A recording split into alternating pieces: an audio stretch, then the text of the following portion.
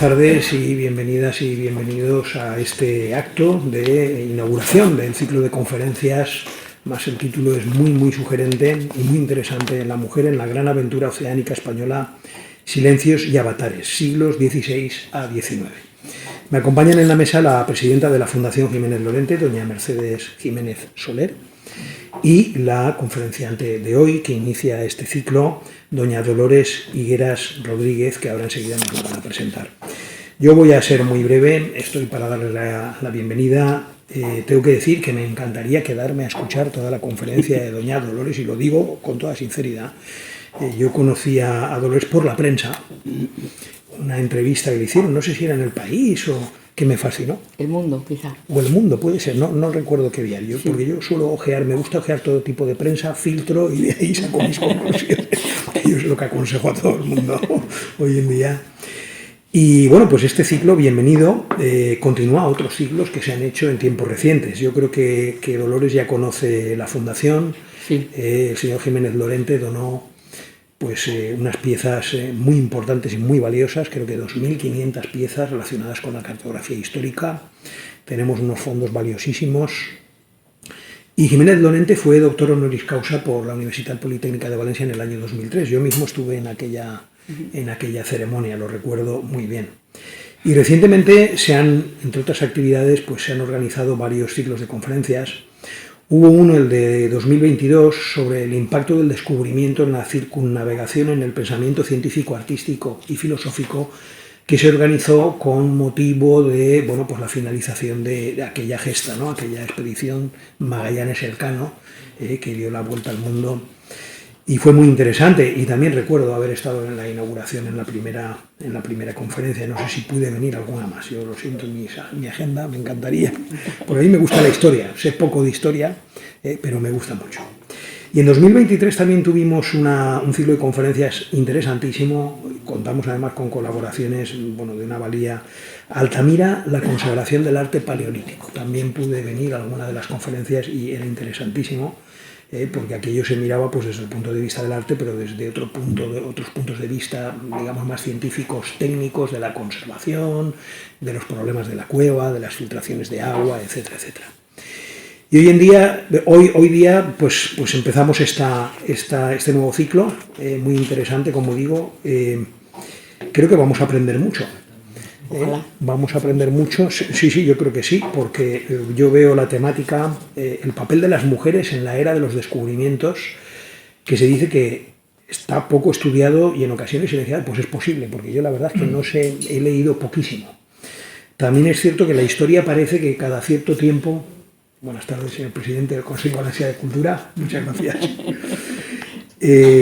La verdad es que uno ve que se van reescribiendo y reinterpretando cosas, ¿no? Conforme aparecen documentos, en algunos casos, hallazgos, y supongo que aquí también estará pasando lo mismo. Se encuentran cosas y se ve la historia pues con otro prisma y se reinterpretan las cosas. Por tanto, pues bienvenida a esta conferencia. Como le decía a Dolores, pues estaré todo el tiempo que pueda esta tarde, porque estamos con el foro de empleo. Están ocurriendo estos días están ocurriendo muchas cosas en la Politécnica. Mañana a las 8:30 de la mañana tengo que estar recibiendo a una vicepresidenta del Gobierno de España también, y a 2 ministras. Bueno, esto es así, es la vida de la UPV. La vida de la UPV. Enhorabuena. Y bueno, yo con esto pues doy por inaugurado el ciclo de conferencias de la Fundación Luis Jiménez Lorente, y le doy la palabra a la señora presidenta de la Fundación, quien nos va a hacer una presentación del perfil y los méritos de doña Dolores Higueras Rodríguez como conferenciante. Muchas gracias. Hola, buenas tardes. Señor rector magnífico de la Universidad Politécnica de Valencia, don José Esteban Capilla Román. Soy mi puesta de vicerrectora de Ciencia, Arte, Tecnología y Sociedad. José María, presidente del Consejo Valencià de Cultura. Presidente de la Fundación, Francisco García García, miembros del patronato, amigos todos, muchas gracias por venir. A mí, antes que nada, me gusta comenzar recordando a nuestro fundador, Luis Jiménez Lorente, que además de farmacéutico fue coleccionista y estudioso de la cartografía histórica, especialmente de la valenciana. Él siempre decía que conocer el pasado crea futuro, y para facilitar ese conocimiento quiso poner sus fondos cartográficos, sus grabados, sus libros, estudios e investigaciones a disposición de la Universidad Politécnica de Valencia y a través de esta al público en general. Estáis todos invitados a visitarnos en la Fundación, en la UPV, en el 4º piso de la Escuela Técnica Superior de Ingeniería Geodésica, Cartográfica y Topográfica. Es muy importante para nosotros contar hoy, como en muchas otras ocasiones, con la presencia del señor rector don José Capilla. Muchas gracias por su apoyo constante y motivador. Quiero también agradecer la labor valiosa, incansable y fructífera de nuestro director, don Francisco García García. Especialmente en la organización de estos ciclos, es un privilegio para esta fundación contar con alguien de su valía. También a Marisa Jiménez por su trabajo y dedicación. Como ya es habitual, esta sesión se podrá visualizar en unos días en nuestro canal de YouTube, gracias al estupendo trabajo de Juan Araque.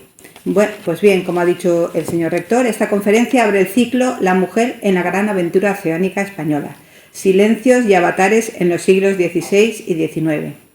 Y es un lujo para nosotros poder contar para su apertura con una mujer pionera y valiente como pocas, Lola Higueras Rodríguez.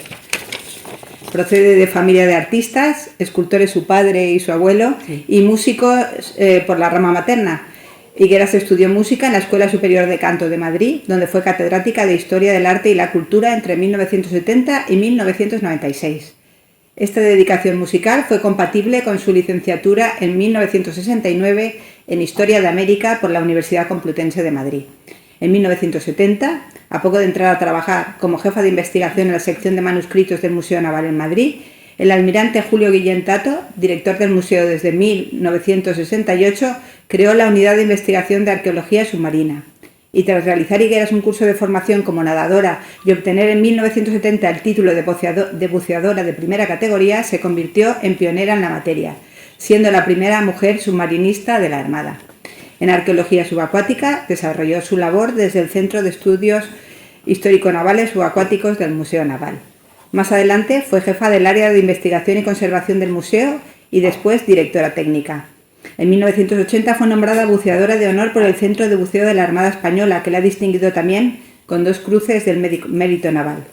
Como americanista ha escrito más de 80 libros, artículos, colaboraciones y ha pronunciado conferencias sobre navegación, pecios y diversos aspectos de la historia española de navegación de los siglos XV a XIX, fondos documentales, viajes y expediciones científicas.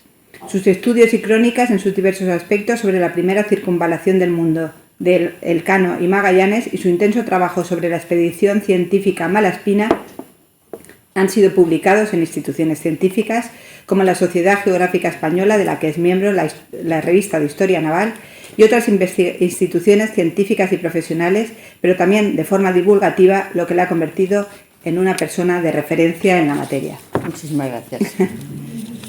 Pues muy buenas tardes a todos. Gracias. Gracias. Los formalismos, pues son necesarios. Muy bien. Pues nada, tiene la palabra doña Dolores Higueras para pronunciar la conferencia titulada Mujer española e indígena en Indias en el siglo XVI, su importancia decisiva en el mestizaje biológico y cultural de la sociedad indiana. Gracias. Y la presidenta y yo nos retiramos para escuchar. Muchísimas gracias, Nación. Muchas gracias a esta Universidad Politécnica que acabo de recorrer y estoy verdaderamente asombrada de lo que ustedes tienen aquí, de lo que tienen estos alumnos, que es de un nivel mucho más que internacional. Estoy asombrada de los servicios, del espacio y de la belleza de este lugar. Y doy mi enhorabuena más ferviente al excelentísimo señor rector y a todos los responsables de esta universidad, que ha sido, lo confieso, para mí una sorpresa. Voy a intentar traer hasta ustedes un tema que a mí me parece muy importante, porque muchas veces he dicho, cuando empiezo a hablar de estos temas, que España, que es un país tan hermoso, tan grande, y los españoles, que somos tan buena gente y tan estupenda gente, vivimos, sin embargo, de espaldas a nuestra historia, completamente de espaldas a nuestra gran historia, y también, desgraciadamente, de espaldas a la mar, que es el elemento que nos ha hecho grandes en el mundo. Hoy voy a intentar trasladarles a ustedes una época de las más importantes que hemos atravesado en la historia de España, que es el siglo XVI. El siglo XVI en el que España emprende, igual que el resto de las naciones europeas, unos años después, lo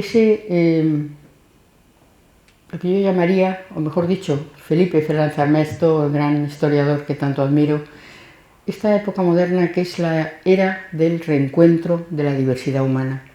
Nosotros aparecemos, parecía que en África, ahora no estamos muy seguros de dónde, da igual, y en una diáspora formidable nos extendemos por el universo y creamos una diversidad de idiosincrasias, de lenguas, de culturas, de pensamiento, de razas, realmente formidable. Bien, pues esta etapa de la Edad Moderna es la etapa del reencuentro de esta gran diversidad. España va a jugar un papel realmente formidable en esta etapa de la cultura de Occidente, donde primero España y Portugal y después, un siglo después, pues Inglaterra y Francia y Holanda, donde el mundo europeo va a conectar con lugares muy lejanos, con culturas muy diversas y con mundos totalmente diversos al occidental europeo. Y España, hay que decirlo, en este momento va a jugar un papel capital. Yo diría que el más protagonista de la Edad Moderna, y va a liderar este siglo del reencuentro, lo digo con el mayor convencimiento y no solamente propio de mi natural emotividad, sino porque han pasado por mis manos cientos, miles de páginas de documentos originales donde yo he adquirido este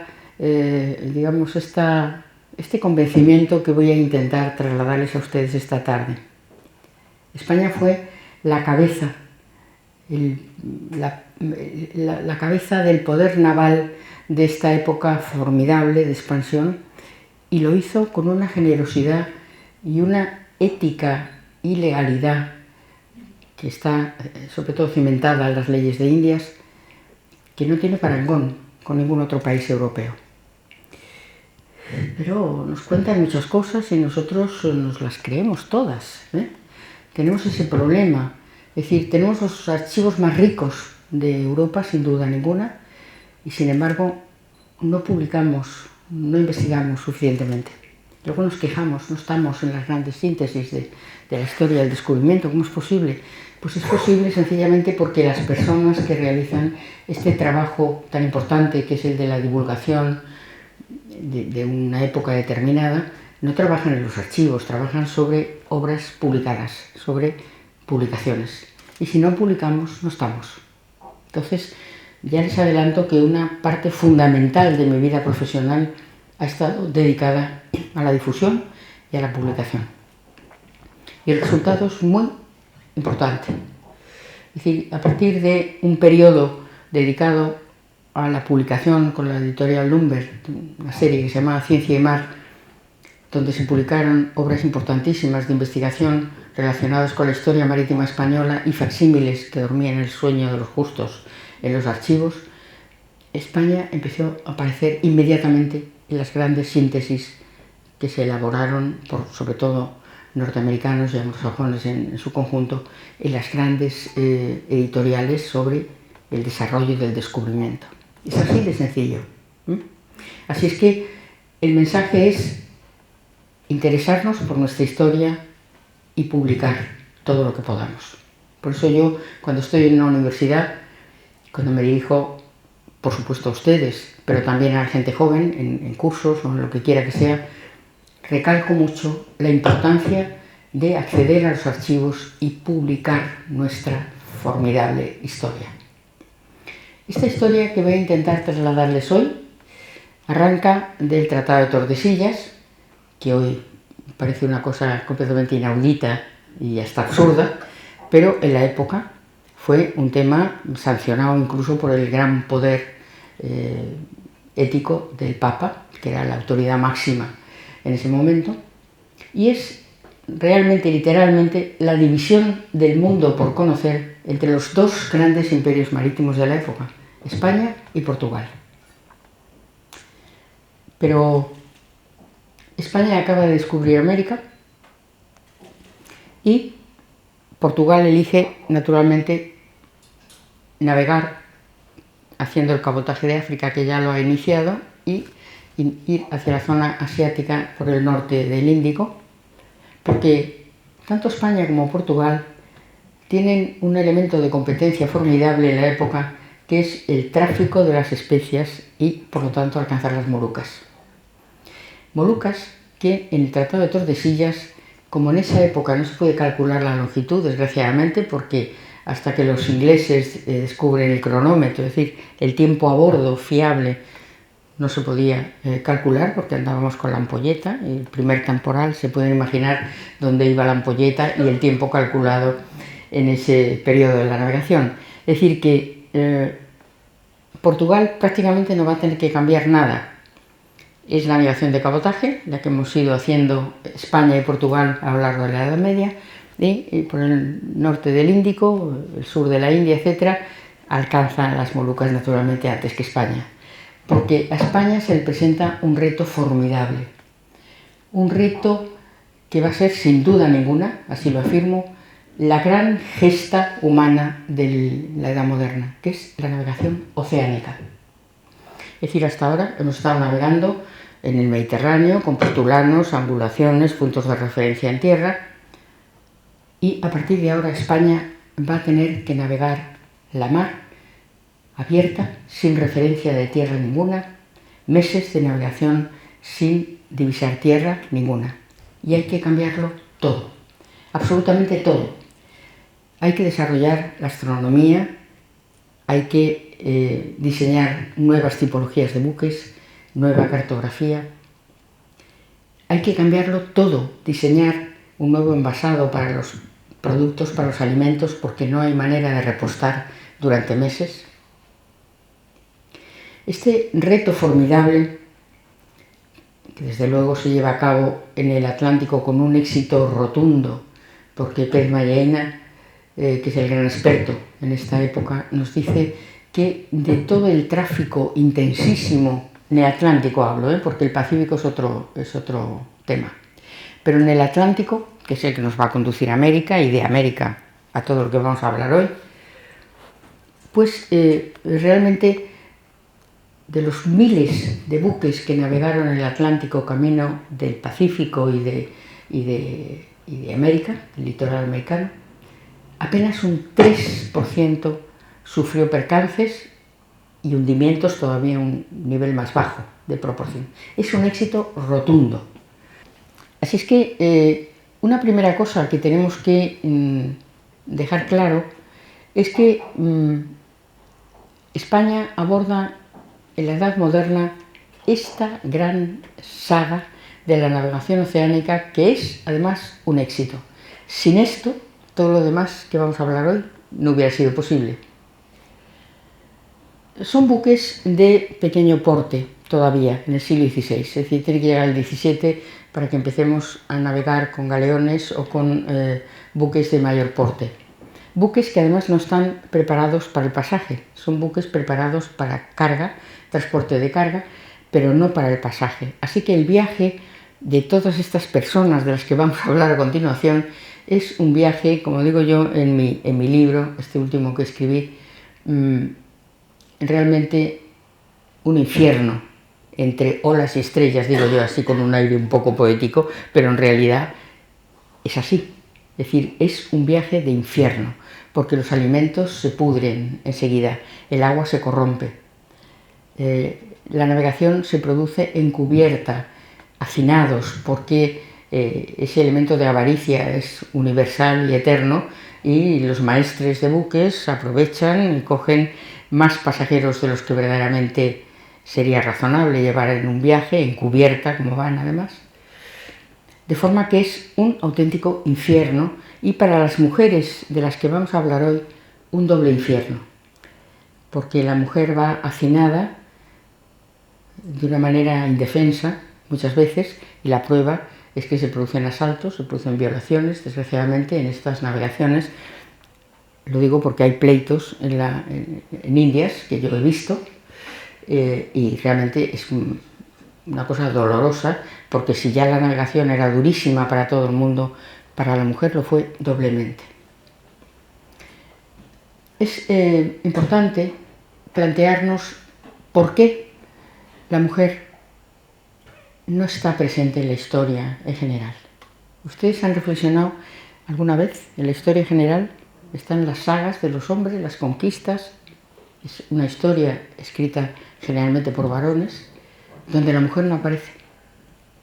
La mujer, como digo yo, está sumida en la niebla del olvido, de siempre.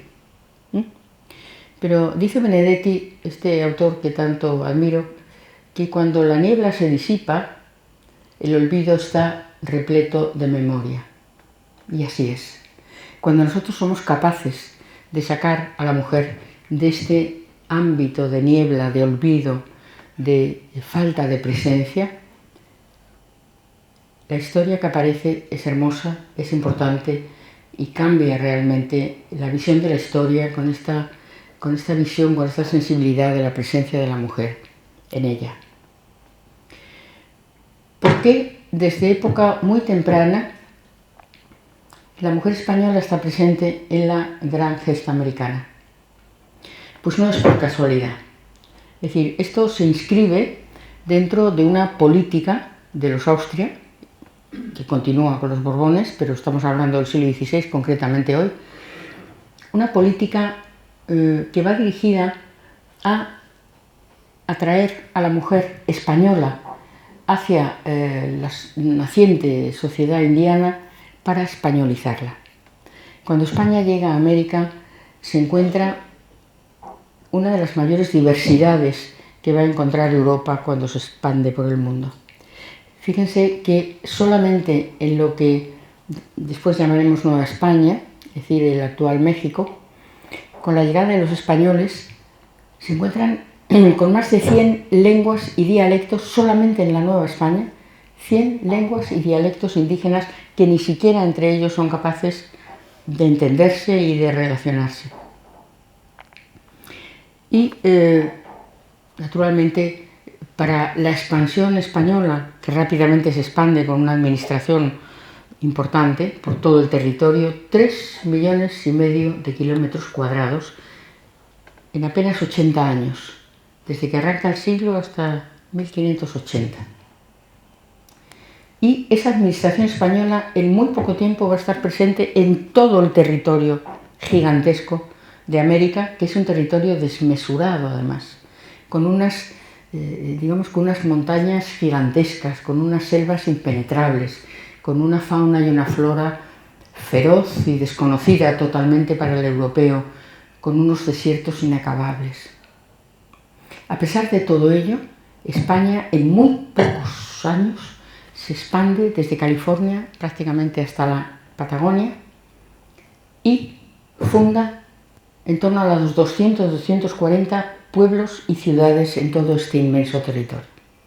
Claro, la administración española, los dos virreinatos que se fundan a lo largo del XVI, México y Perú, tienen unas dificultades enormes de penetración porque no pueden entenderse realmente. Es un continente indígena, masivamente indígena, que habla cientos de lenguas distintas y de formas distintas de expresión, idiosincrasias absolutamente diversas y que no constituyen en absoluto una nación ni un sentido de unidad. Son pueblos que viven territorios aislados entre sí y no comunicados entre sí, guerreando entre sí.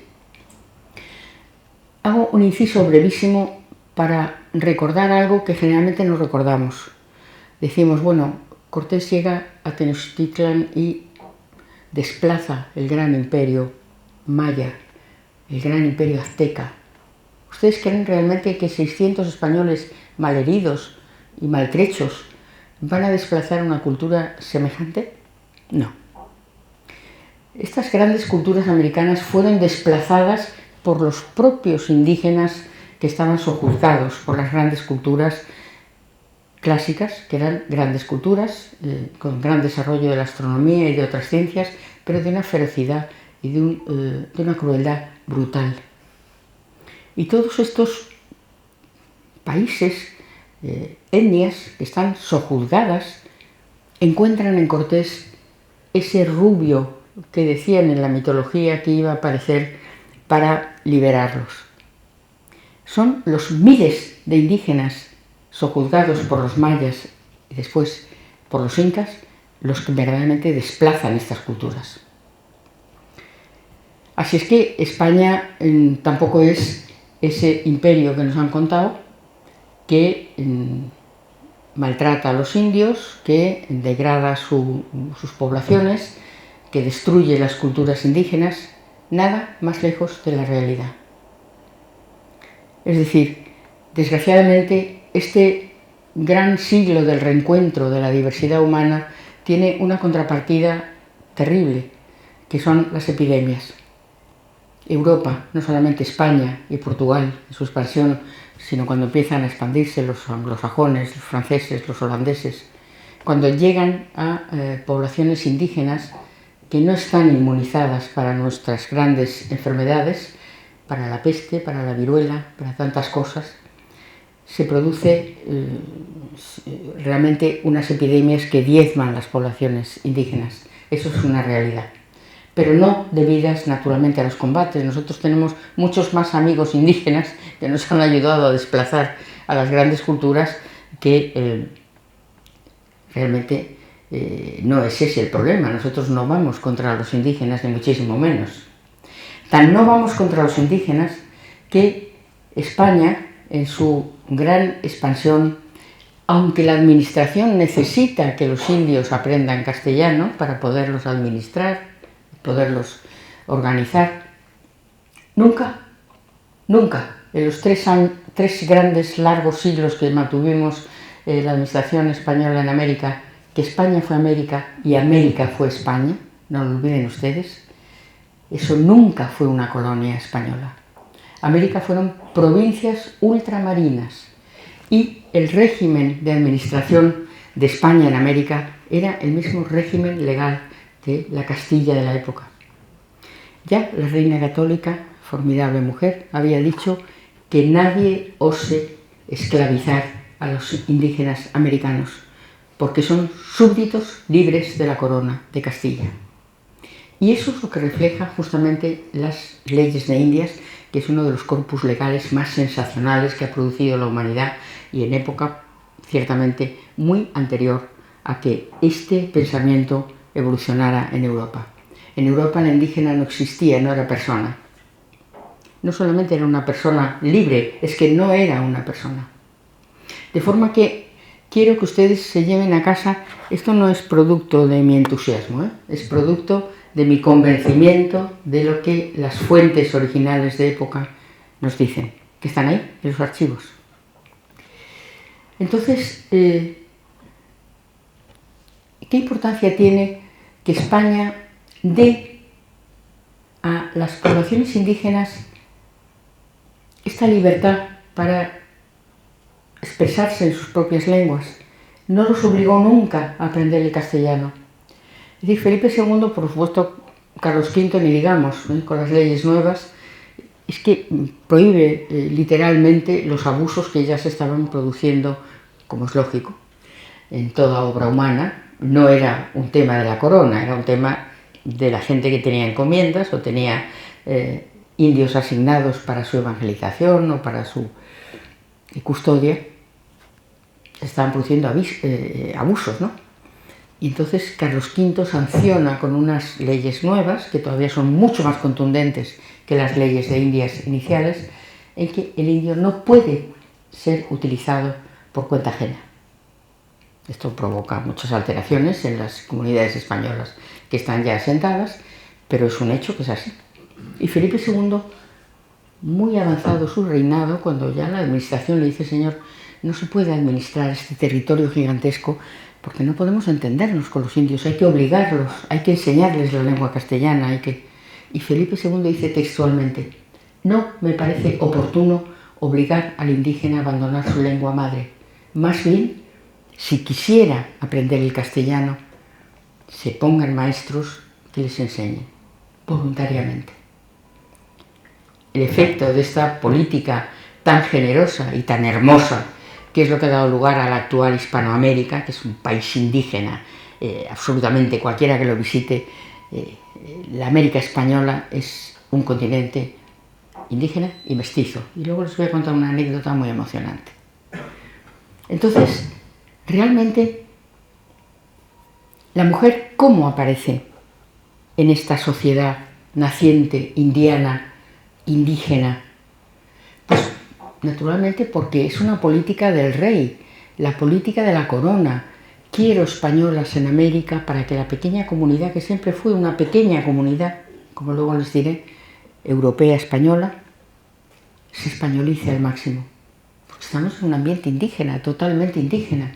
Entonces, por lo menos que esta sociedad, pequeña sociedad, que desde luego tiene el poder y la administración, tenga un carácter lo más español posible, mujeres españolas que casen con los españoles que ya estaban en Indias, y mujeres españolas jóvenes, solteras, que casen con españoles que están en América y vayan construyendo familias españolas, familias que van a dar lugar a la sociedad criolla, que va a ser la más potente de la América española, criollos que son nacidos ya en América, pero de padre y madre española.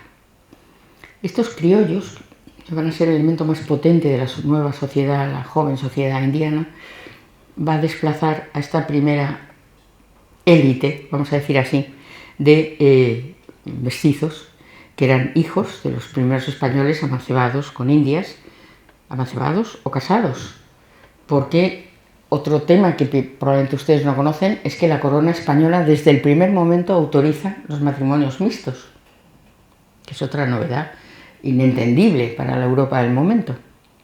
Lo mismo indios con españolas que españolas con indios.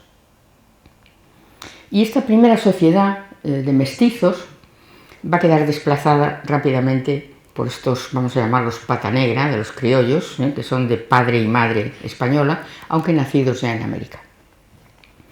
Esa es una de las razones fundamentales de la temprana presencia de españolas en América. Desde el primer momento, el segundo viaje de Colón, ya hay mujeres españolas en América, matrimonios que van a poblar las islas, los territorios que se van adquiriendo, y que la corona se hace cargo de los viajes a cambio de que se trabajen las tierras durante unos años, 5 años suelen ser, para ir asentando los territorios que se van adquiriendo. Pero no es solo eso, digamos, la política de los Austria en América, porque los Austria quieren también, y esto es muy loable, que el mestizaje entre en la sociedad, en la pequeña y joven sociedad indiana. ¿Y qué manera hay de atraer a los indígenas que no quieren de ninguna manera la cultura europea, de ninguna manera? Esta variedad ingente de indios y de razas no quieren la cultura europea, y la corona nunca los forzó. ¿Pero qué manera hay? Pues de una manera muy inteligente, la corona española dice, pues vamos a trabajar con las niñas indígenas y mestizas. Y una de las cosas más importantes que las españolas venidas de España van a venir a hacer a América es la enseñanza de las niñas indígenas y mestizas por todo el inmenso territorio americano. Durante los 3 siglos que permanecimos en América, escuelas estatales gratuitas donde a estas niñas se les enseñaban el idioma, naturalmente, hablar y escribir en castellano, cuentas, matemáticas, oficios. Muchas de ellas se ganaron la vida de manera independiente después con el bordado, con el tejido, con los oficios que les enseñaron en estas escuelas, música. Y estas niñas se fueron integrando porque además de esta enseñanza, la corona las dotaba para que pudieran casarse. Les proporcionaba una dote y las casaba con gente, con criollos y gente a veces relevante de la sociedad, de la pequeña sociedad europea. Y esto provoca este hermosísimo mestizaje no solo biológico, sino cultural, que voy a intentar trasladarles a continuación. ¿Qué pasa con estas mujeres que llegan a América, unas casadas en busca de los maridos, otras en busca de fortuna, de una mejor situación social, muchas en las cortes de las virreinas, que llevan un séquito de nobles, de mujeres jóvenes nobles de la nobleza española, que van a crear esa primera nobleza en la sociedad indiana, casando con nobles o con personajes relevantes, sean del mundo económico o del mundo militar. Bien, pues estas mujeres españolas que yo he podido documentar están muy poco documentadas. Nos volvemos a encontrar con lo que les decía al principio. Esa niebla que envuelve a la mujer no es en América una excepción.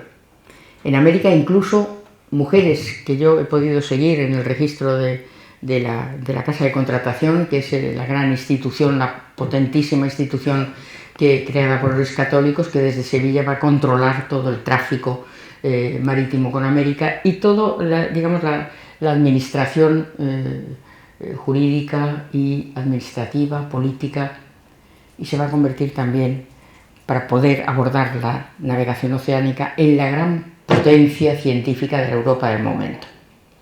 Bien, pues mujeres que están registradas en la Casa de Contratación, que tiene entre sus muchísimas facultades el registro de las personas que pasaban a América, no he sido capaz de localizarlas después en América.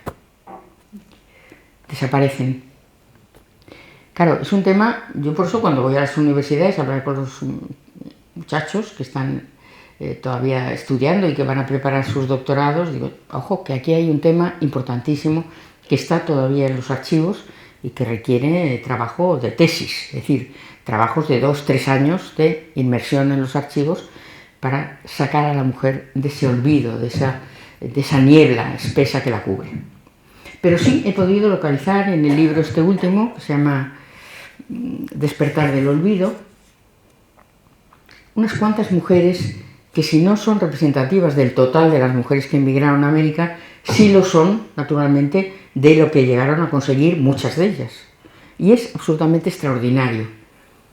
La mujer española que viaja a América, esto no se lo he comentado a ustedes, pero se lo digo ahora, en un tanto por ciento altísimo, viene siendo un 30 o 40% de la inmigración total a América, que suponen los expertos serían unos 450.000 personas, hombres y mujeres. Pues bien, las mujeres vienen siendo el 30 al 40% de esta inmigración, pero contando con la inmigración ilegal, que en la época fue altísima, tan altísima que hubo que legislar con mucha fuerza para evitarla, hasta con pena de muerte a los maestres que llevaban polizones, por decir así, a bordo, o gente no registrada. Pues podemos llegar a pensar, o los expertos pueden pensar, que el tránsito de mujeres entre siglo XVI y primeros años del XVII viene siendo unas 100.000 mujeres, que es una cantidad muy apreciable. Unas 100.000 mujeres si contamos con que el tráfico en esta época de hombres y mujeres hacia América, entre comerciantes, gente del campo, militares, nobles, etcétera, puede estar en torno al 500.000. Son 100.000 mujeres. Entonces, ¿en qué he localizado yo personalidades importantes en el ámbito de la sociedad indiana de la época? Pues así, rápidamente les voy a hacer un repaso. Y fundamentalmente nos las vamos a encontrar en el ámbito de la conquista. O sea, tenemos mujeres conquistadoras, guerreras, que luchan en Tenochtitlan y en todas las demás batallas que se van librando. Y podemos hablar, por ejemplo, de María Estrada, que es la única mujer representada en el famoso lienzo de Tlaxcala, a caballo, entre Cortés y el jefe indio que está colaborando con Cortés. Por ejemplo, en el ámbito de guerreras y conquistadoras, luchan como el hombre, como el varón, con más fiereza incluso en ocasiones, como nos dicen las fuentes. Después tenemos un grupo muy interesante que he localizado y documentado de exploradoras y fundadoras de ciudades, o sea, mujeres que entran en el periodo de exploración y fundación. Y tenemos en cada área importante una gran heroína que ha destacado sobre los demás. Por ejemplo, en Buenos Aires, Isabel de Guevara, que además escribe una carta interesantísima que yo reproduzco entera en mi libro, porque es muy interesante, y escribe a la princesa gobernadora, hermana de Felipe II, una carta tremenda, que es de reivindicación de lo que la mujer española está haciendo en América, lo que está haciendo por el varón, por la conquista, por la exploración, por la fundación de ciudades. Y es extraordinaria, merece la pena. Bueno, aquellos de ustedes que lean el libro la encontrarán y es realmente extraordinaria. Es el único documento que yo conozco de esta época que reivindica de una manera importante y explícita la labor de las españolas en las Indias. Yo mencionaría también, por ejemplo, a Inés Suárez, en Chile. Esta mujer que es analfabeta, procede de Extremadura, casa muy joven con un hombre que va a América y acaba en las tropas de Pizarro, luchando en las guerras de Perú. Y esta mujer en un momento dado sale hacia América en busca de su marido, con protección, con visado especial de la corona, porque todas las mujeres que quieren reunirse con sus maridos en esa política importantísima de la corona de reunificación familiar, que lleva a la corona incluso a legislar que los varones que tengan encomiendas o prebendas de la corona por sus hechos militares y no traigan a sus mujeres y a sus hijos de España, lo perderán todo. Se produce ahí lo que llamamos las cartas de llamada masivas, que están en India, es una maravilla, donde los maridos apremian a las mujeres: oye, venid, porque nos lo van a quitar todo. El rey, como no vengáis, nos lo quita todo. Bueno, las mujeres en general dicen: vamos. Son mujeres bregadas que llevan muchos años, casi todas andaluzas, porque es el área de Sevilla, del entorno de Sevilla, que es el puerto de salida, el mayor número de mujeres, aunque la corona de Castilla tiene muchos más territorios, pero casi todos en este siglo XVI son mujeres andaluzas. Mujeres andaluzas que han perdido a los maridos, que se fueron a luchar a América muchos años antes y que han sido cabeza de familia, han mantenido sus economías familiares, han criado a sus hijos y mantenido a las madres, a las suegras, a las hermanas. Son mujeres bregadas, son mujeres fuertes que están acostumbradas a luchar contra la adversidad. Bien, pues estas mujeres que llegan a América, como esta, Inés Suárez, que es un personaje muy notable, muy inteligente, analfabeta, como digo, que cuando llega a América en busca del marido, resulta que el marido acaba de morir en una batalla de las que se libraban entre Almagro y Pizarro, y únicamente le deja una pequeña encomienda que ha recibido del rey, y da la casualidad de que esa encomienda está lindando con una gran propiedad de uno de los personajes más relevantes del momento, que es Pedro de Valdivia. Y por esa circunstancia estos dos personajes se relacionan y se enamoran locamente. Es una vida novelesca que Isabel Allende ha novelado en esa novela famosísima de Inés del alma mía, y otros muchos, porque es una vida de película y documentales, en fin, es el personaje más conocido de la conquista, personaje femenino. Una mujer que lo hace todo por amor. Pero bueno, esta mujer, que como digo es analfabeta en un principio, mujer inteligentísima, se va cultivando, consigue ser una mujer extraordinariamente interesante desde todos los puntos de vista y llega a gobernadora nada menos de Chile. Es un personaje relevantísimo, con una vida de novela extraordinariamente bonita y interesante. Tenemos en el territorio de Amazonía a Ana Ayala, la esposa de Francisco de Orellana, que quiero mencionarla porque la aventura de Amazonía es una de las más terroríficas de la conquista en el siglo XVI. Aún hoy, Amazonas es un territorio terrible, aún con los grandes medios que tenemos hoy día de todo tipo, es una aventura donde mucha gente no regresa. En esa época se pueden ustedes imaginar con los medios que teníamos. Bien, pues Ana Ayala, cuando muere su marido, como pasa tantas veces, las mujeres acompañaban a sus esposos a la exploración y los esposos a veces morían y la mujer culmina la aventura. En este caso, Ana de Ayala culmina la aventura de Amazonas una vez muerto el esposo y es una de las grandes descubridoras del proceso del siglo XVI en la Amazonas americana. Tenemos otro personaje que a mí humanamente no me gusta, tengo gran antipatía porque es un personaje humanamente muy antipático, pero que es muy interesante, que es Isabel Barreto.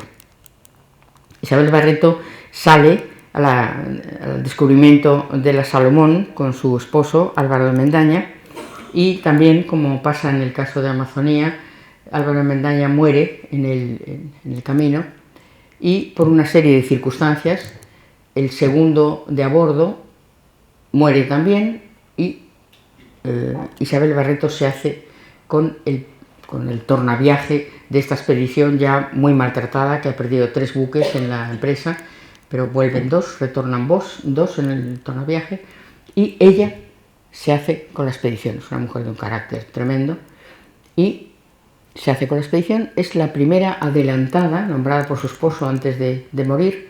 Adelantada en la época es prácticamente, digamos, capitán, es comandante, es la primera almiranta, puedo decirlo así, y única almiranta, por cierto, del periodo de expansión española en América y, por supuesto, de la época de Felipe II.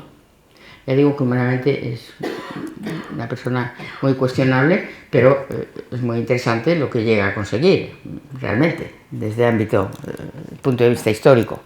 También es una persona que muere en la abundancia más extraordinaria, porque hace muchos negocios después con el galeón de Acapulco y bueno, es un personaje tremendo. Yo también les recordaría a ustedes otra saga muy curiosa de una dinastía femenina, única también en la historia de España en América, que es la dinastía de los Villalobos. Todo mujeres que van a ser las gobernadoras de la isla de Margarita, que es un lugar importante porque se crían caballos salvajes y se abastecen desde la isla de Margarita muchas de las expediciones que se emprenden después hacia Colombia y hacia Sudamérica. Muy importante el papel de las españolas en la enseñanza, como les acabo de decir. Personas como Catalina Bustamante, que es un personaje extraordinariamente importante en la enseñanza de las niñas indígenas y mestizas en la Nueva España. Y fíjense el carácter de esta mujer. Ella, que ha venido desde España y conoce muy bien la dificultad terrible de la navegación oceánica, la dureza de esa navegación, no duda en ir a la corte a pedir justicia para una escolar suya que ha sido ofendida en un colegio de la Nueva España. Acude al virrey, el virrey no hace caso porque la persona que ha ofendido a la niña es un cargo público y se embarca y se va a la corte a ver al rey. Es muy importante que les subraye que tanto los Austria como los Borbones, pero como estamos en el periodo de los Austria, es una cosa muy importante que va a tener mucha trascendencia en la relación con América, es que hay una absoluta libertad de expresión por ley. Por ley.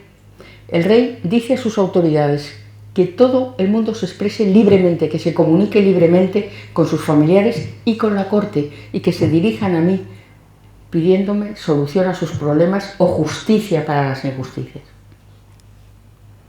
Por ley.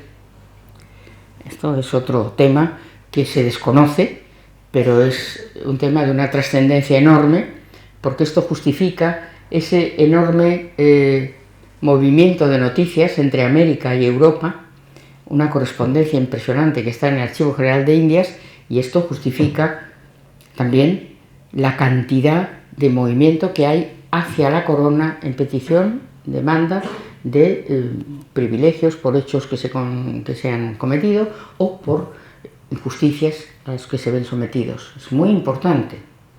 Y, desde luego, el tráfico de noticias entre América y España es intensísimo. Y esto a nosotros nos interesa hoy porque es una de las fuentes más interesantes que tenemos para el conocimiento de la vida cotidiana de la mujer en América. Las noticias que el marido manda a la mujer, las que la mujer le contesta, las que la mujer ya en América, una vez que va a América en estas cartas de llamada, manda a sus familiares en Europa.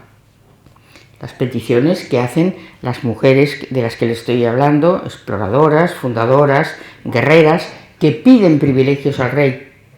Y dan una cantidad de noticias de lo que están haciendo allí, enormes.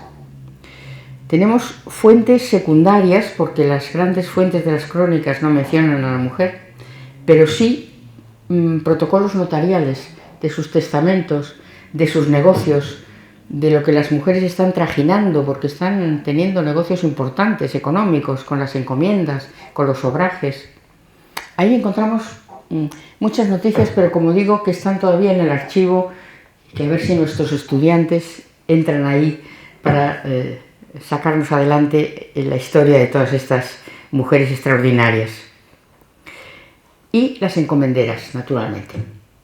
Las mujeres que van a América casan con encomenderos viejos ya, de la primera generación, y mueren y se quedan con las encomiendas.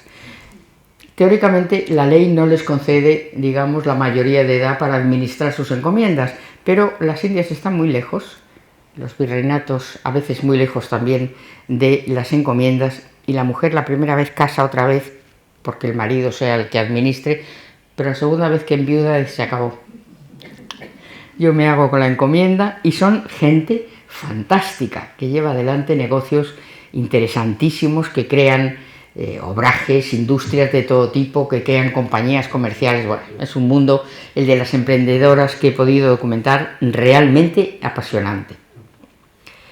Y después tenemos naturalmente las mujeres que están en los conventos.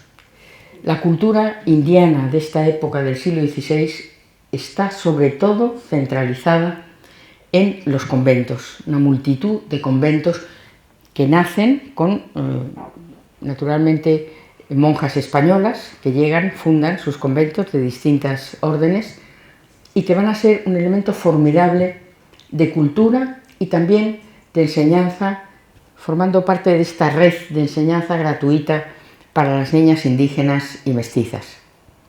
Así es que ese es otro capítulo muy importante de las españolas en América que conviene recordar porque es interesante y es muy potente, porque es la cultura en definitiva. Y vamos a entrar entonces ahora en el contacto entre la mujer española y la mujer indígena. Es un tema interesantísimo y que está también, igual que el resto, muy mal documentado.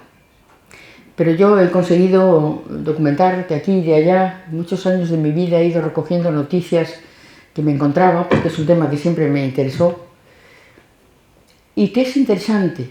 Es decir, cómo la mujer indígena, la que sí se quiere aproximar a la cultura europea, que está trabajando en las encomiendas o que está trabajando en las casas de la gente española con recursos. Así es que ya tenemos ahí dos líneas de entrada de mestizaje en el ámbito europeo español.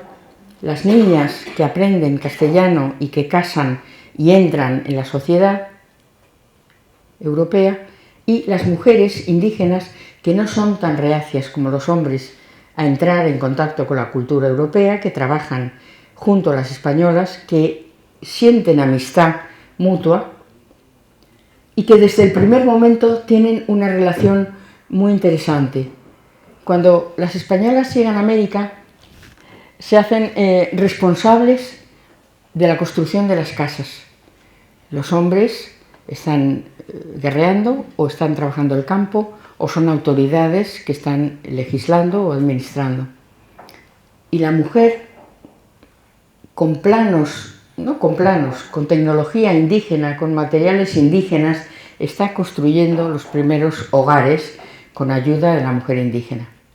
Y ahí se produce un primer elemento muy interesante de mestizaje, que es lingüístico, porque todo lo que la mujer española no conoce, de animales, de plantas, de instrumentos, de elementos cotidianos, de productos alimenticios indígenas, todo esto la indígena lo va introduciendo en el lenguaje español de la época, pues hamaca o cocodrilo o lo que sea, una multitud de vocablos que hoy forman parte del castellano americano y español, de manera que hay ahí un primer contacto importantísimo de mestizaje lingüístico, pero al mismo tiempo estas mujeres se están transmitiendo mutuamente tradiciones, cultura, música,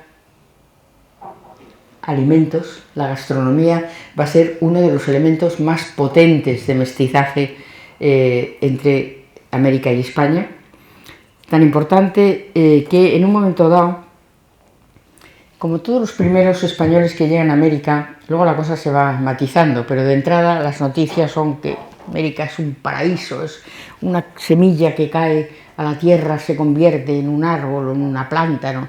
En fin, es el país de las maravillas, ¿no? Pero lo va matizando luego a medida que van penetrando en el territorio dificilísimo de América. Pero esa es la noticia que llega a América. Entonces los reyes dicen, pues como estamos en esta situación, España está en una situación atravesando una situación de pobreza intensa y de sequías y de tal, pues ya está. América va a ser la despensa de Europa, no de España solo, de Europa, ¿no? Y se premia con bastante dinero, no me acuerdo ahora mismo cuántos ducados son, a español o española que consiga aclimatar especies europeas en territorio americano. Y las españolas van a jugar en esto un papel muy interesante en unión nuevamente de las indígenas. Porque las españolas que vienen atraviesan el océano, vienen a América, se traen su puñadico de semillas, como oro en paño, con idea de plantarlas en América, en sus jardincitos, en sus espacios de huerto, y al mismo tiempo están llegando ya a través de, un poquito más adelante, del galeón de Acapulco y un poquito antes, con el tornaviaje de los buques que han traído las mercancías a América, productos típicamente americanos, que se van a empezar a aclimatar en Europa y que se van a constituir en moda, como por ejemplo el chocolate. El chocolate en muy pocos años en España y en Francia se constituye en un elemento de cultura formidable. Entonces ahí tenemos otro elemento importantísimo en la gastronomía, en los productos, en la agricultura propiamente dicha, en cómo esta agricultura indígena, que era realmente muy inteligente, los indios habían desarrollado en según qué zonas sistemas de cultura en terraza muy interesante y muy bien ideado, que desgraciadamente nosotros en muchos lugares destruimos, porque nos han hecho muchas críticas, pero no nos han hecho la crítica principal, que es que esa población americana en general era vegetariana, que es lo que hoy necesitamos para salvar el planeta, menos carne y más verduras y más alimentos vegetales, pues América era prácticamente vegetariana. Pero llegamos nosotros y lo invadimos todo con el ganado. Y el elemento de prestigio es comer carne. Ganado que muchas veces se nos desperdiga, se convierte en salvajes y ocupa territorios enormes que destrozan los semblados y que hacen toda clase de barbarismos. Bueno, hoy tenemos una América como Argentina, que es la carne por excelencia. Cuando nosotros lo que necesitamos ahora para salvar el planeta es hacernos todos vegetarianos. Cuanto más vegetarianos, mejor. Porque la alimentación es uno de los elementos más graves que tenemos hoy día de perturbación del clima. Bien, así es que tenemos ya estos elementos formidables de mestizaje que desde luego es sumamente importante y que desde luego se va a expandir, porque este sistema de mestizaje entre indígenas y españolas es propio no solamente de un territorio, es propio de cualquier territorio de la América española. Así es que esto se puede producir igual en Nueva España que en Centroamérica, que en Sudamérica, en Perú, por supuesto, o la Patagonia. Es decir, tenemos este proceso potentísimo de mestizaje cultural, tradiciones, música, danzas, gastronomía, cultivos, productos. La enseñanza de las niñas indígenas como eslabón entre las dos culturas, la indígena y la europea. Y otro tema que probablemente ustedes desconocen, porque yo me fastidia mucho esta credulidad que tenemos todos a la primera cosa que nos cuentan, y si es negativa, mejor. Qué malos fuimos, qué mal lo hicimos, todo. No, todo lo contrario. España ha sido una de las más grandes potencias del mundo en el descubrimiento del mundo. Y quiero decir, ya que estamos en una fundación fundamentalmente dedicada a la cartografía, que Europa descubrió la imagen real de América y del Pacífico gracias a la cartografía española. Tienen ustedes una exposición magnífica en la fundación de la cartografía que se produjo en el siglo XVI, que es en lo que estamos ahora mismo centrados, pero no digamos la cartografía que España produjo el XVII y el XVIII. Es la cartografía más importante que se ha producido y que más ha enseñado a Europa, la Europa, en el caso del siglo XVI renacentista, la verdadera imagen de América y las verdaderas dimensiones del mundo. Es decir, la vuelta al mundo, la famosa vuelta al mundo, primera vuelta al mundo, obra también de los españoles, descubre para la Europa renacentista que todos los continentes de la Tierra son navegables, o sea que la idea ptolomeica de las tierras difusas que cerraban la navegación por el sur de los territorios, de los continentes, no existía. Todo eso es navegable y por consiguiente la comunicación a partir de la vuelta al mundo entre los pueblos de diversas naciones es mucho más fluida, el comercio se refuerza, las rutas de navegación se amplían hasta extremos extraordinarios y que la circunferencia del universo, del mundo que nosotros conocíamos, se amplía nada menos que en un tercio más.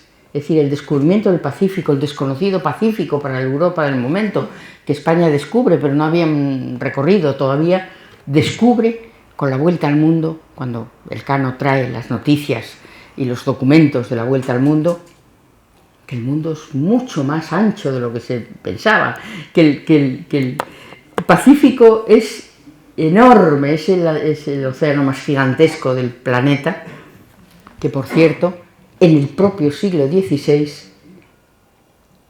es llamado por uno de los más importantes historiadores anglosajones, británico, Oscar Speke, Spanish Lake, el lago español, ese infinito espacio oceánico recién descubierto para Europa, es el lago español, porque lo recorrimos en pocos años todos los archipiélagos. Ahora sabemos con certidumbre que también descubrimos Australia, que descubrimos Nueva Guinea, todo.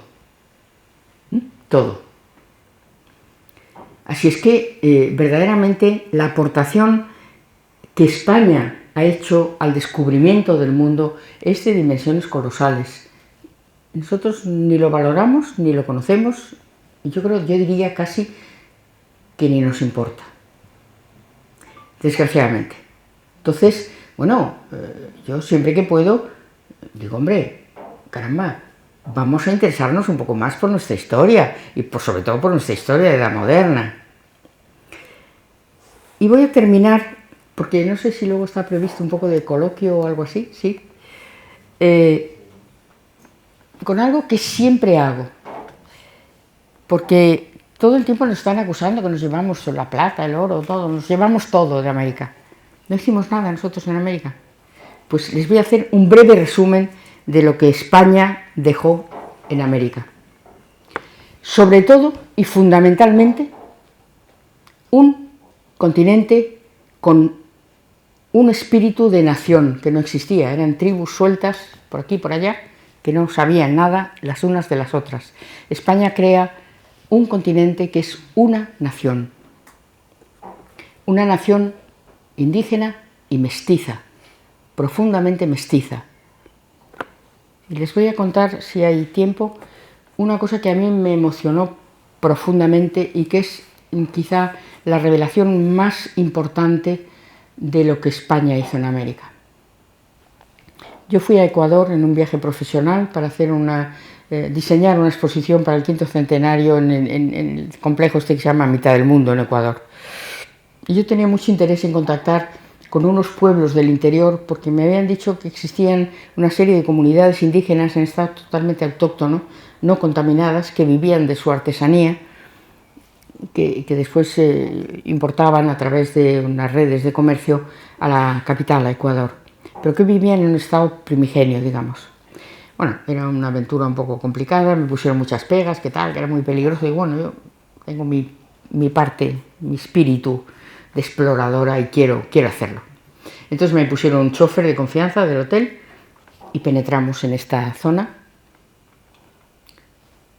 Llegamos a esta zona de artesanos indígenas, que para mí fue un golpe de emoción impresionante, porque es que eran los indígenas tal cual los españoles los encontraron, con sus vestimentas, con sus culturas, con sus artesanías, con su mundo. No hablaban una palabra de castellano. Fíjense ustedes que cuando España se va de América, abandona la administración americana, a principios del siglo XIX, el 94% de la población americana son indígenas o mestizos, solamente un 6% es población europea, ya casi toda criollos nacidos en América. Y de esos 94% de indígenas, solamente el 20% habla castellano, porque no se les ha obligado a aprender la lengua castellana. Y practican, hablan, y no se comunican porque no se comunican, pero hablan sus lenguas primitivas. Bien, cuando yo llego a estas comunidades, naturalmente ellos no hablan ni una palabra de castellano. Y naturalmente yo, desgraciadamente, no hablo ni una palabra de su dialecto. Enormes sonrisas. El guía que iba conmigo les había avisado que yo era fulanita de tal, era historiadora, era tal, provenía del Museo Naval, había estudiado sus culturas, era una persona que trabajaba con la historia americana, tal. Enormes sonrisas, una autopista de comunicación. La sonrisa, el cariño, la expresión. Recorro aquellas, había de todo, había artesanías, textiles, ellos sobre todo cerámica, artesanía textil, en sus telares antiguos. Yo por pudor no quise hacer fotografías en algunos casos, me parecía un poco invasivo, pero había fotografías que eran de concurso, en espacios muy oscuros, entrando el rayo del sol por una ventana y los telares antiguos y la persona trabajando como el siglo XVI, cuando llegaron los españoles. Pero hete aquí que yo, que soy hija y nieta de escultor, me llevan a una persona que trabajaba en escultura. El chofer sabía de mi interés, yo sabía que había escultores ahí y lo busqué. Este hombre, con su gubia, unas maderas preciosas americanas, tallando 3 tipos de esculturas, de pequeño formato, una cosa así. Una escultura sencillísima, maravillosa, yo me traje 2 o 3, las que pude, que reflejaban pues, personajes del mundo indígena americano, de una sencillez de línea escultóricamente bellísimos, en madera, labrada directamente con la gubia, lo vi yo allí con él, la madera, las esquirlas en el suelo.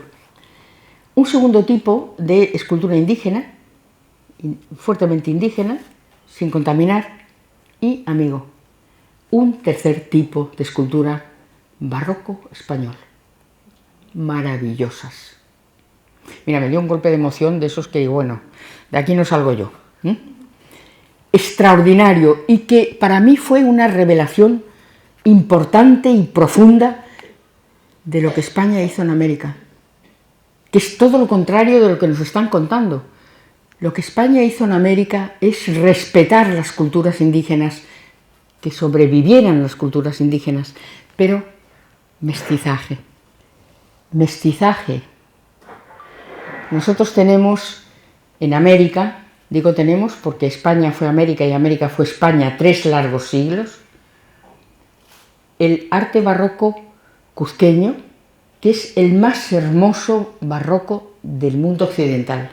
No se pueden imaginar la belleza, la riqueza y la preciosidad de ese barroco mestizo, naturalmente, que se produce en esta zona. Y como esto, digo todo lo demás. Pues voy a decirles para terminar unas pinceladas. ¿Qué dejó España en América? Vías de comunicación gigantescas, una red de infraestructuras de todo tipo, desde California, al norte de California, hasta la Patagonia. Una administración potente, virreinal, a todos los niveles, de ayuntamiento, de comunidades, de territorios, de virreinato. Leyes de Indias, que es un corpus documental, como les he dicho, único en el mundo, extraordinario, que unido a las leyes nuevas que promulga después, unos años después, Carlos V, constituyen uno de los corpus legales más importantes que se han producido desde los romanos. Ese sentimiento de identidad nacional del que les hablaba, eso no existía. Un importantísimo historiador mexicano, Zunzunegui, porque estamos en una época que nos están echando abajo los monumentos y estas cosas, pero no solamente a nosotros, también en Australia, por ahí, los anglosajones igual. Pero junto a eso, estamos viviendo un momento importantísimo de renacimiento desde el otro lado del océano, de grandes historiadores mexicanos, ecuatorianos, argentinos, chilenos, que están reivindicando la obra de España en América. Muy importante tema. Y Zunzunegui, justamente, que es uno de los más importantes historiadores del momento en México, decía esto. Dice, si es que la independencia de América no hubiera tenido ni sentido, porque no éramos una nación, éramos unos pueblos sueltos por ahí que no teníamos identidad unos con otros, ni nos sentíamos hermanados en nada. España es la que hace de América una nación que en un momento dado se independiza, si no, no habría lugar a nada de esto. Es muy interesante todo lo que está renaciendo desde el ámbito americano, hispanoamericano, con respecto a la labor y a la presencia de España en América.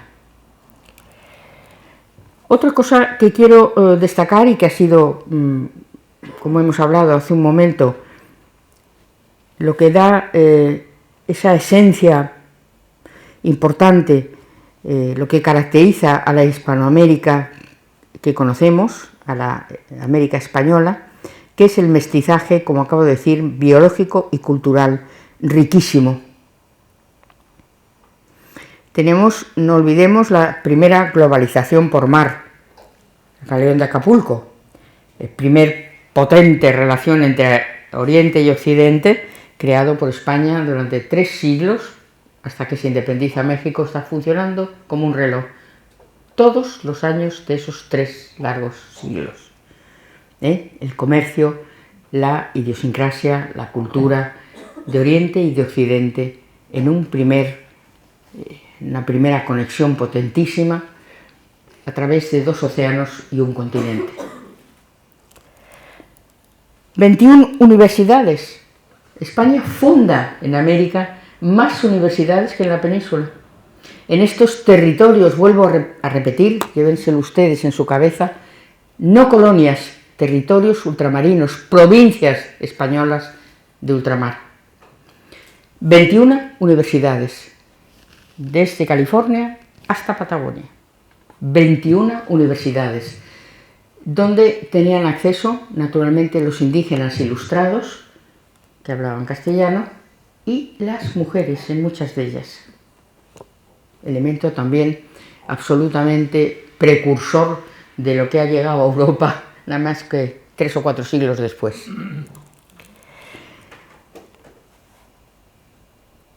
La creación de una multitud, ya desde el siglo XVI, pero sobre todo en la Ilustración, de instituciones administrativas, científicas, educativas, religiosas, hospitalarias. La introducción de la imprenta. ¿Saben ustedes que el primer libro impreso español no se imprime en la península, sino que se imprime en América, en México? La introducción de la imprenta, que va a ser potentísima en América.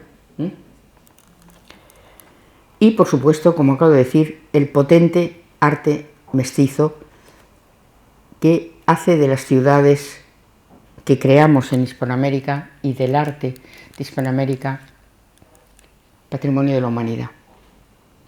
Nada menos. Yo quiero, para terminar, porque me gustaría que si hay alguna duda o alguna cosa que ustedes quieran preguntar se pueda manifestar, quiero comentarles que cuando España abandona la administración americana, a principios del siglo XIX, muchas ciudades y provincias americanas son más ricas demográficamente, económicamente y culturalmente que muchas de las provincias y ciudades españolas de la península. Esa es la realidad. Ese es el mundo que genera España en 3 largos siglos en América y en el Pacífico. Así es que España fue, sin duda, protagonista indiscutible de la edad moderna, del reencuentro de la diversidad humana y del descubrimiento del mundo y su imagen real. Las luces y sombras, como cualquier obra humana, se producen, como no. Cualquier obra humana está repleta de luces y sombras. En América y en la expansión española, en el Pacífico, en Filipinas, también se produjo. Pero yo quiero terminar afirmando que la grandeza legal y moral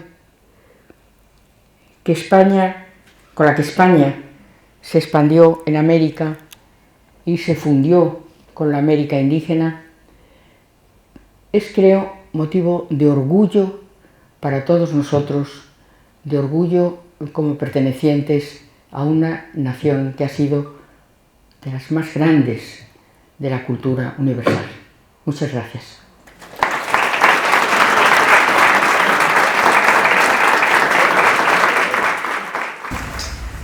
Sobre estas mujeres docentes, que parece ser que tuvieron tantísima importancia, sabemos que hubo y que intentaron enseñar la lengua castellana a las indígenas, pero sabemos que hubo hombres que también intentaron aprender lenguas indígenas, el náhuatl principalmente, de hecho sí. Hubo una gramática. Sí. Entonces imagino, no lo sé, que estas mujeres también intentaron aprender esa lengua.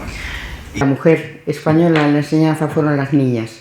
Los varones eran enseñados por las órdenes generalmente religiosas, y había muchos colegios también de muchachos que querían aprender la lengua castellana. Siempre fue un tema libre.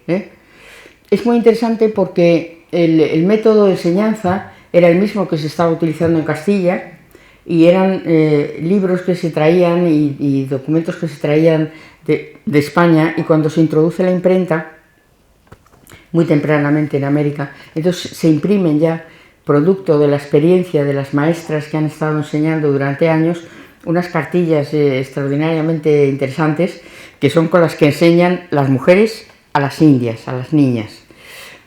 Pero hay, en el periodo más temprano, antes de que tengan elementos de enseñanza, digamos que pueden utilizar como material escolar, hay varios monjes, varios sacerdotes que desarrollan unos sistemas muy interesantes, muy curiosos de imágenes, de pinturas, que están intentando trasladar conceptos o ideas dentro de la cultura, de lo que es la cultura indígena, para enseñar en un primer momento palabras, pensamientos o actitudes castellanas a los indígenas a través de cosas que les sean familiares a ellos, de dibujos o de temas de este tipo, muy, muy interesante. Pero las mujeres ya en general tienen materiales escolares traídos de España para enseñar a las niñas. Y es muy interesante porque la enseñanza La de los varones lo conozco peor porque no lo he trabajado, no lo he estudiado, pero la de las niñas es extraordinaria porque no es que intentan, es que les enseñan con perfección a hablar el castellano y a escribirlo, como antes he dicho, cuentas, matemáticas, oficios, diversos oficios, les enseñan a administrar una casa, a la europea, claro, a cuidar de sus hijos, enseñanzas básicas de tipo sanitario, y estas niñas además luego las dotan y las casan. Quiero decir que es un elemento de integración, de mestizaje realmente potente y extraordinario, que constituye uno de los elementos más importantes del actual mestizaje, la característica mestiza de la América hispana actual. El varón, claro que sí, también accedía al castellano. La prueba es que hay, cuando nos vamos, un 20% de indígenas que hablan castellano. Generalmente son varones que han trabajado en las encomiendas o que están incorporados a la administración. Por ejemplo, las relaciones geográficas de Indias, que es una de las cuestiones más importantes de información sobre la América española que pone en marcha el Consejo de Indias, los cuestionarios, que son extraordinarios, es una fuente de información sobre el mundo americano que no tiene parangón, también está en el Archivo General de Indias. Bueno, pues estos cuestionarios se desarrollan, se llevan a cabo por personas en todo el territorio de América, por personas indígenas, mestizos y criollos, fundamentalmente, que son autoridades menores que están incorporadas ya a las alcaldías o los gobiernos, digamos, regionales.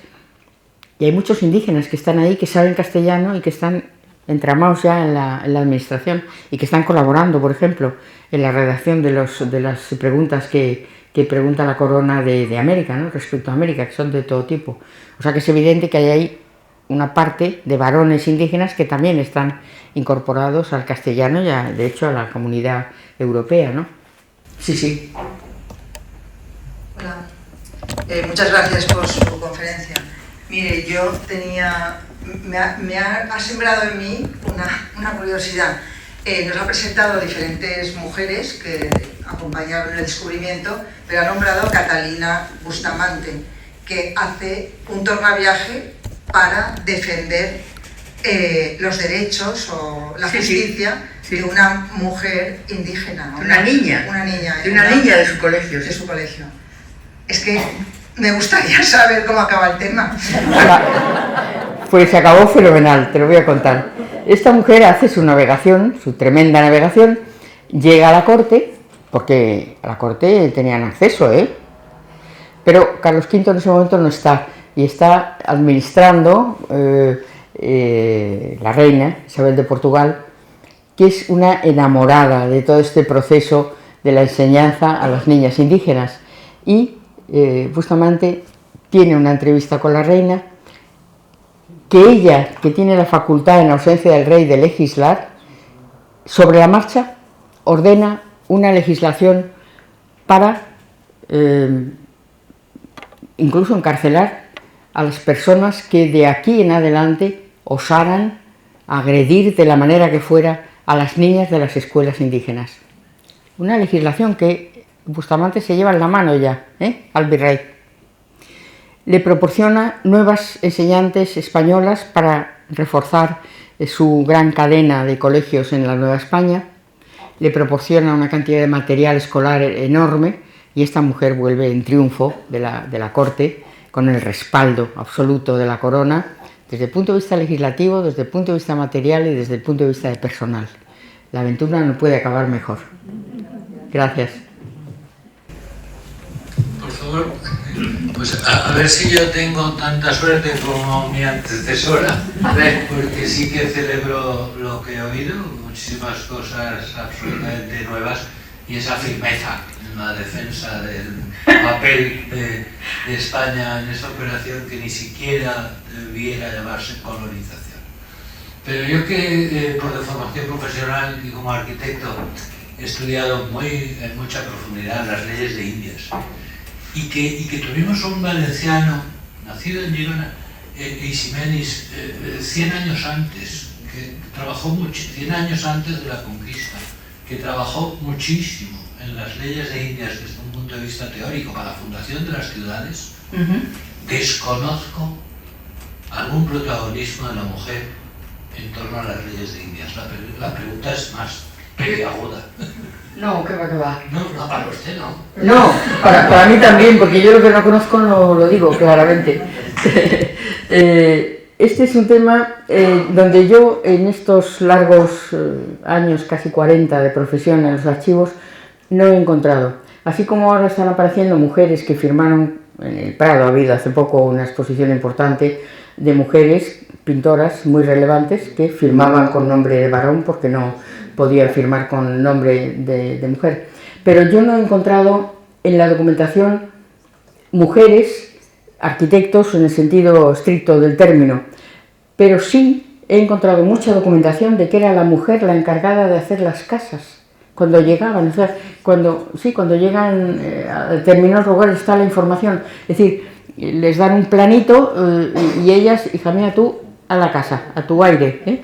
Entonces algunas lo hacen muy bien, con ayuda generalmente, como he dicho antes, de las indígenas, con materiales de la zona, depende de la pobreza del lugar o los medios, a veces tienen más medios. Y entonces estas mujeres hacen esas casas, las diseñan. Tenemos en el caso, por ejemplo, de Honduras, tenemos un documento muy interesante donde explican cómo la mujer levanta la casa con varias habitaciones, 2 plantas, un jardín hermoso donde planta semillas y limoneros que habían traído de España, no sé cuántas. Pero lo que sí hay información, en cambio, es de cómo evoluciona la construcción a lo largo del siglo XVI en las ciudades importantes, grandes, desde una construcción muy mestiza en elementos y en estructuras, a la entrada ya, porque vienen arquitectos, pero arquitectos hombres, yo no he encontrado mujeres, de la península y de Europa, para introducir la arquitectura renacentista ya en América. Pero no he encontrado documentación de mujeres que podamos llamar mujeres arquitectos. Sí que tenían esa labor de construir sus casas ellas, mientras los hombres hacían otras cosas. Lo cual también tiene su interés, porque aquí en España, que yo sepa, no era así. Pero en América probablemente sí, en algunas zonas rurales también en la época lo hacían, probablemente sí. Pero desde luego en América tuvieron un papel muy relevante. Muchísimas veces con la ayuda de las indígenas, en un primer momento, porque hay que construir con lo que se tiene, con lo de la zona y con los sistemas que ellos construían, ¿no? Y en ese sentido pues es un papel interesante. Pero ya arquitectura en el estricto sentido del término no he encontrado. Lo que, claro, es impresionante, la arquitectura, no solamente la renacentista que viene ya en la segunda mitad, ya tenemos arquitectos que vienen de España y de Europa, hacer arquitectura importante en las grandes ciudades, ya renacentista, plenamente renacentista. Pero siempre tenemos un toque muy interesante porque los obreros que están realizando esas obras son indígenas generalmente, y siempre hay un toque mestizo muy interesante que le presta a la arquitectura americana una personalidad indudable. Sí. Mil gracias. Bueno, mil gracias desde que has abierto la boca hasta el final. Muchas gracias. Vamos, qué poquito sabemos y algunos hemos dedicado la vida a esto y yo tengo, bueno, lo primero que tengo es a una persona que tenía de referente la arqueología subacuática y me la estoy imaginando con ese traje como pionera, vamos, de verdad que espectacular. Y te quiero hacer una pregunta así que me... Cuando hablas tan sinceramente en otros círculos, y me refiero a Iberoamérica principalmente, en otras universidades, con gente que no tiene esta visión, ¿qué tal es la recepción de lo que estás diciendo? Porque no tienes pelos en la lengua. Es muy interesante lo que me preguntas, y es evidente que se puede pensar que con este apasionamiento y convencimiento que yo hablo, generalmente, siempre ha sido así siempre, y he hablado en muchísimas universidades americanas, muchas, así que te puedo contestar. Te voy a decir que la animadversión que nos dicen, nos cuentan que hay de América hacia España es absolutamente política, centrada exclusivamente en los personajes políticos del momento. La gente americana es pro-española, profundamente pro-española. Y yo que he hablado, te puedo decir, en universidades importantes de Ecuador y de México sobre todo, que México, fíjate tú, estamos en un momento que el propio presidente nos ha insultado, lo que le ha parecido, ignorante total, porque en una conferencia que di yo, donde estaba un importante, en México, un importante concejal de México, pues enseguida él, político, inmediatamente cuestionó y tal. Digo, mire usted, esas reclamaciones se las hace usted a sus antepasados. Míos no hay ni uno en América, ni uno solo vino a América. Será algún criollo antepasado de usted. Vaya usted a reclamarle a él. Pero la gente en general, la gente se vuelcan. Mira, te digo, se vuelcan. Cuando tú hablas en un ámbito de la Universidad Autónoma de México, son unos aplausos, unos vítores, unos...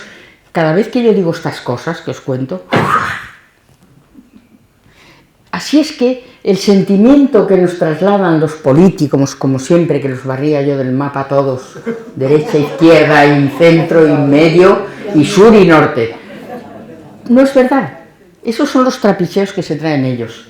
La gente en general vive todo esto de otra manera. Y gracias a Dios que el mundo universitario de hispanoamericano está reaccionando de una manera tan potente hoy día. A mí no me importa que me tiren la estatua que sea, ¿qué lo vamos a hacer? Pero que haya una respuesta intelectual de los grandes intelectuales hispanoamericanos en este momento, que la hay, con respecto a una revisión profunda de lo que ha sido la obra de España en América. Es incuestionable. Es incuestionable. Es decir, la verdad, llega un momento que tiene más potencia, tardaremos lo que sea, pero no cabe duda que todo esto que yo les estoy contando, que como he dicho al principio, no es producto de mi apasionamiento, que es evidente, es producto del convencimiento de tanto documento original que ha pasado por mis manos. Y desde luego tampoco es la Biblia, quiero decir, no hay ningún documento cuando dice, ha aparecido el documento, cambia la historia, no, ningún documento cambia la historia, pero sí es verdad que los documentos de época, la correspondencia, la documentación administrativa, mira, en todas las épocas se ha manipulado la documentación a favor del que podía interesar, pero la investigación no es solamente encontrar un documento, o 2 o 3 o 7 o 20, la investigación es cruzar información, hasta que esa información acaba dándote un panorama. Yo considero, después de 40 años de trabajo, bueno, más porque ya después de jubilada he seguido igual, es lo que más aproxima a la verdad histórica, por decirlo de alguna manera. Entonces, esa verdad histórica, nosotros que tenemos además los archivos que tenemos, porque lo mismo los Austria que los Borbones han sido muy prolijos en su administración, en su característica administrativa, en una cantidad de papel. Y os voy a decir otra cosa que refuerza todo lo que os estoy diciendo.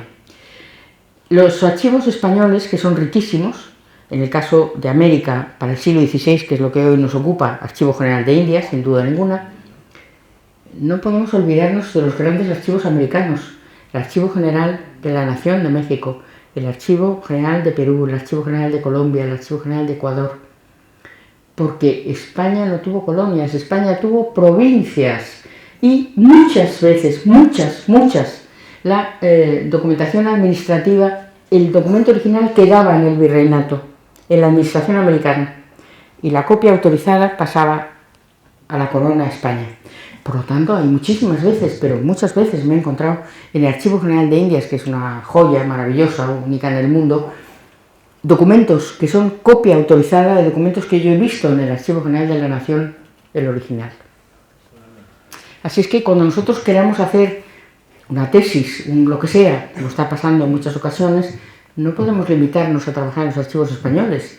Estos alumnos deben ser becados o ayudados a viajar a México, a Colombia o donde quiera que sea para trabajar en los archivos. Porque es que pueden encontrar en América más incluso de lo que pueden encontrar en España según el tema.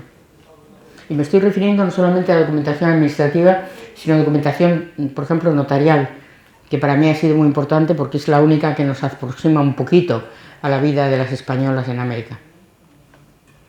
Así es que hay mucho por averiguar, mucho por documentar, mucho por certificar todavía. Pero ahí está en los archivos, hay que ir a por ello. Gracias.